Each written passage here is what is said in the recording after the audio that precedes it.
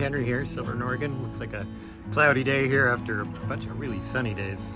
As you can see behind me here, I've got all of my internal drawers, my cabin drawers and cabinetry pieces, and I've been epoxying them. Got them all built, dry fitted with the drawer faces and all of that. And now I'm going over them with epoxy and then spar varathane to give them some UV protection.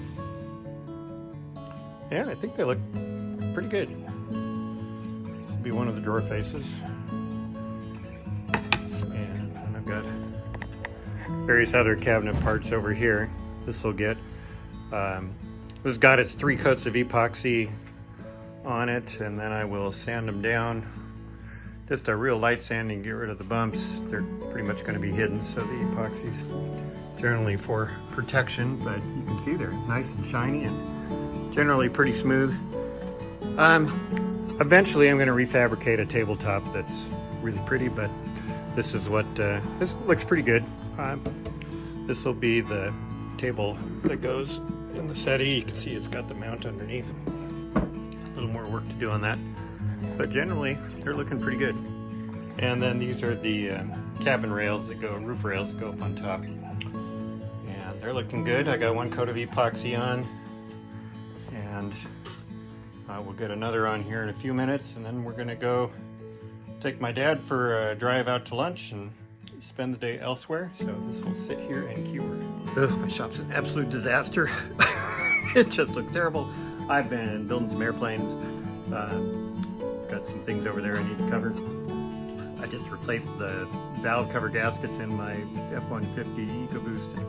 That is not a small job. That took 2 solid days, along with brake job and some other things. So I've got 3 or 4 projects here that unfolded all at once, and the place is a disaster. But before I go on here, I wanted to show this. So this is just your basic lowly paint roller, and following advice from some other folks, before you start using it with epoxy or a final paint, go ahead and wrap tape around it and pull it off, and that gets rid of the fuzzies. The other thing, it can be hard to find 1/4-inch nap brushes that are good with rollers that are good with epoxy. But I did find this down at my local Ace Hardware. It's a Worcester, 1/4-inch nap, smooth finish. Oh, this is a 3/16-inch nap. Anyway, that's totally adequate for epoxy, and it's even rated for epoxy paint. The nap is short enough that it doesn't soak up all kinds of stuff. Its internal plastic structure doesn't melt under anything. It just holds up really well. And I cut them in thirds and use them on a little 1/3 size paint roller. Saves a bunch of money over the epoxy ones. If I'm doing a really fine paint job, I would go with the foam rollers that are made for some of the Interlux products or other 2-part paints. But for epoxy, they give a good finish. So one way to save money. Another thing I've done that has turned out to be really useful, I actually did this just for my model airplanes. I poured some of the E-Bond into some, I think either 6 or 8 ounce squeeze bottles. So I just bought a bulk pack of them. Labeled them up real carefully, A's and B's. And when I'm doing, in this phase where I'm doing, little batches of touch-up, filler, or glue down, or things like that, it sure is easy to work out of these. I put it on the scale, I set it to grams. It takes just a second to get a really good solid measurement. If I'm doing more than that, I still use the scale and the old-fashioned thing where I just dump into this. These, frankly, I get 3 or 4 uses out of them and throw them away. And same for these. I can usually squeeze them, break out the epoxy, and get a few more uses out of them. So they last a long time. Just another way to save money. Boy, the rain came back to Oregon. It is coming down, cats and dogs. But I was putting together a video last night and realized there was a bunch of stuff I didn't finish up. So we're going to walk out here in the shop and show you some of the things that I've done. Again, cleanliness is next to godliness. Only is we. So here are some things. I took some of that plastic board, starboard, and put together a bait station. Looking at some options that are available on retail, and I had a spare decal. I just cut it out like you would on a regular table saw, did some routering along the edges, and then mechanical fixtures, since I don't think glues are that great. A place here for my fillet knife, fasten the old pliers on the side. I've got a PVC fixture on the bottom to hold it in place. I'm hoping that's sturdy enough. We'll see. Meanwhile, on the deck here, I have laid down my flooring.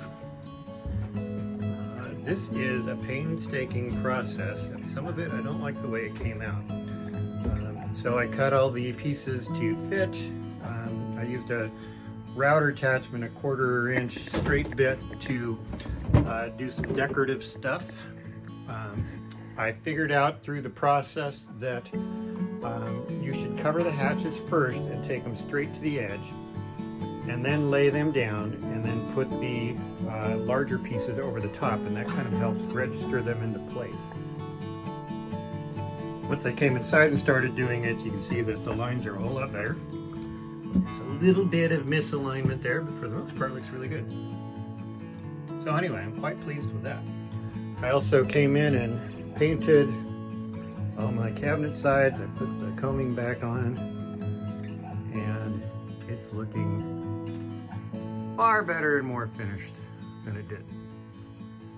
So I'm good. One thing I did this winter is I added, since a lot of times when you're trolling, you're really using RPMs to fix the best speed out there. It's also nice to have a compass right in front of you, so I had a spare compass I put up here. So this is my little rear trolling station, and I think that that's going to be quite nice. I have got my seats repaired, or modified to fit in here a little better. I have got my dining table in place, my little galley table. I'm liking the way that looks. I may not even rebuild that. And then I went ahead and got my, I still have one cabinet door to do, but I got those drawers that I showed you put in place here. And when my wife came out, the first thing she said is, you shouldn't have used brass because everything else is silver. So thank you, wife. Still need to do a door for this. I'm just going to do a door, and when it opens, there will be storage pockets built onto the inside of the door for soap and stuff. Yeah, so this is looking pretty good. I got the wood strips up here to cover some of the wiring. It looks pretty good. I'm happy with that. Covering the wiring along here. Yeah, it's just looking a whole lot more finished. Still need to do some coverage up here. I think I've shown some pictures of the railing that I got installed a month or two ago. That was just a lot of grunt work. And then I've got the upper piece here, the cabin grab rail, goes all the way down the side. These are coated with epoxy. So when this comes out of the garage here in a couple weeks, it's gonna look good. Oh, I did add scuppers. Got a little bit more work to do just to finish those up. And then I added carpeting on the inside of my storage there, just a little bit of padding so things don't rattle around in there so much. And I've got drain holes in each end, so any water that gathers, we'll see how that is. I just used spray stick, and I used a medium strength so I can strip that out if I decide I don't like it. Yeah, that's what we got. I did some mods too on the trailer. Maybe I'll walk around and show those real quick. It actually took a fair amount of time this winter because I had to fabricate the pieces. I don't have the sideboards on yet, but this is what my guides are going to look like. So I added these side guides.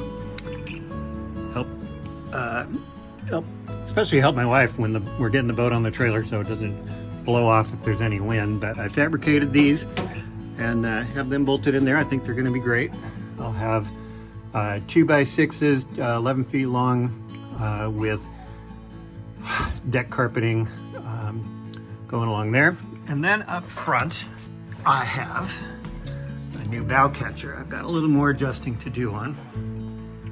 So I fabricated this. This will get carpeted too, and treated. And the goal here is that when I bring the boat up, it's going to be easier to put it flush to that. And then it's not going to rotate back away from this. Because right now I've got this, and I try to get the bow right onto that. And then when I pull it out, the trailer comes up and the boat meets it and it rolls away from the bow. So it's very hard to get flush. And while I know that one good trick I can use is to slam the brakes when I'm up in the parking lot and have the whole thing slide forward, that scares me a little bit. So I'm hoping this will help get it up there and get it aligned the first time. And then I added the roller there to help prevent it from gouging on the crossbeam here, which I did a couple times. So yeah, this is another piece of the EVA stick-on flooring. I'm going to put this up on the bow where the anchor comes in, and maybe over the top of the berth to give it some better footing. And then to improve traction on the side, instead of using gritty paint, which nothing wrong with that. I cut these long strips, and these will be glued or laid down going up the gunnel there. This is some more of the starboard. I have these cut into the 4-inch strips for the trailer bunks. This is enough to cover them all with small gaps in between. I'm going to hit the edges with a round over bit on my router and then cut slots in them for mounting. I've got all of the, look at my workbench, all the stainless steel bolts here. I hate to think about how much money I spent on stainless steel. But anyway, that's going to look good too.